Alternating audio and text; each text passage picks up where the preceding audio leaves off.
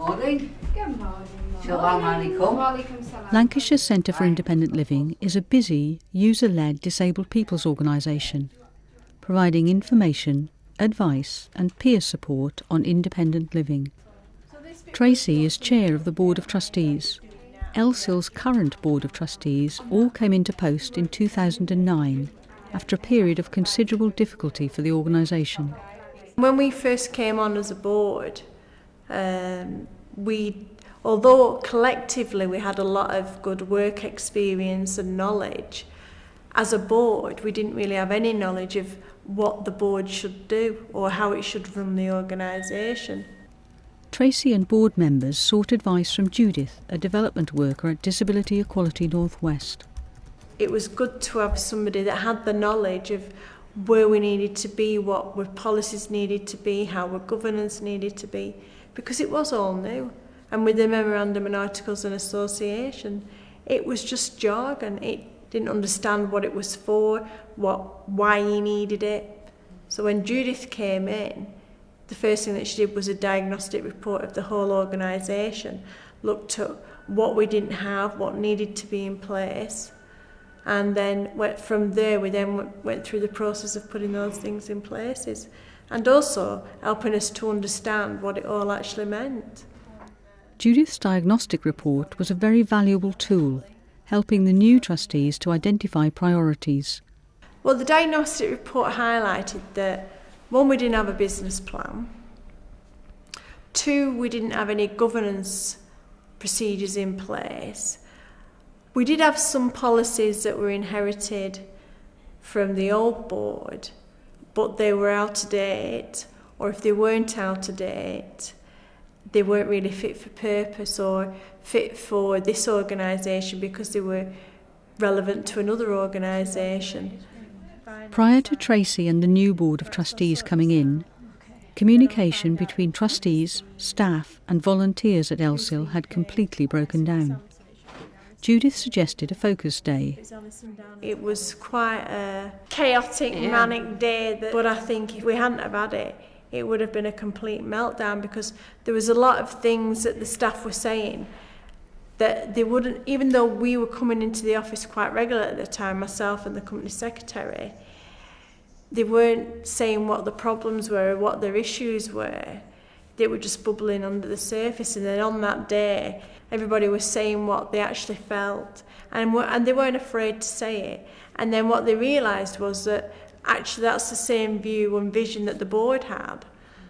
So it was a big learning curve on the fact that really the staff hadn't had that communication. This was particularly troublesome. There were a lot of personal issues, like stuff between mental health users and non-mental health users. Yeah, and the non-disabled staff felt that they were being considered of lesser importance.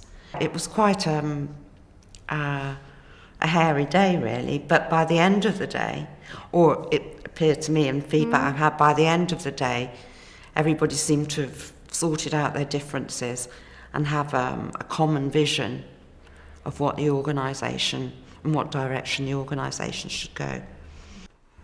And it was also for the staff to understand that the board, one, were users, two, were volunteers, and three, were doing the best they could at that particular time. And also trying to draw a line, because LCIL is a social enterprise and a charity. Yeah. But it's a social enterprise, and it does have a contract that it has to, does have sort of legal obligations to fulfil this contract.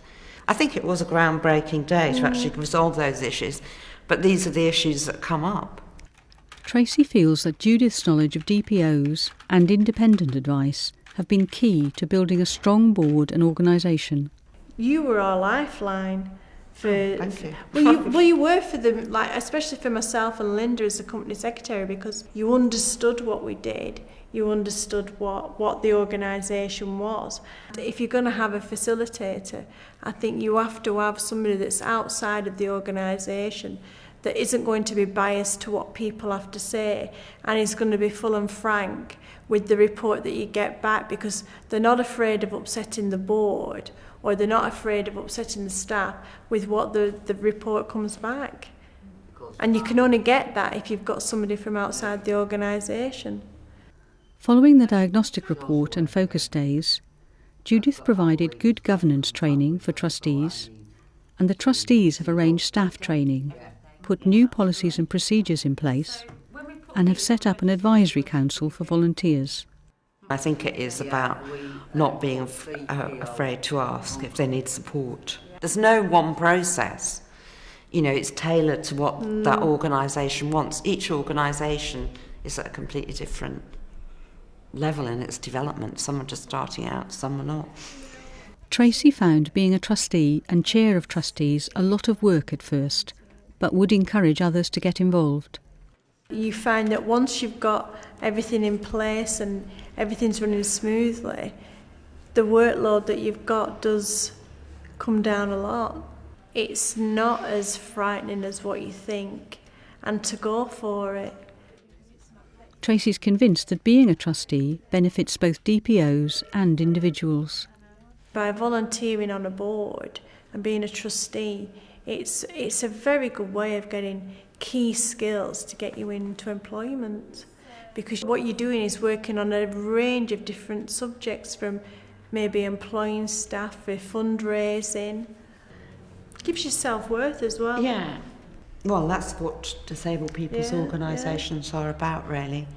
It's you know, you get lost in all the legal requirements and fundraising and tendering and running an organisation professionally. I mean, Disability Movement has been sort of pushed in that direction so that they can perform. But at the end of the day, it's about disabled people that live here, and it's about advocating on behalf of disabled people.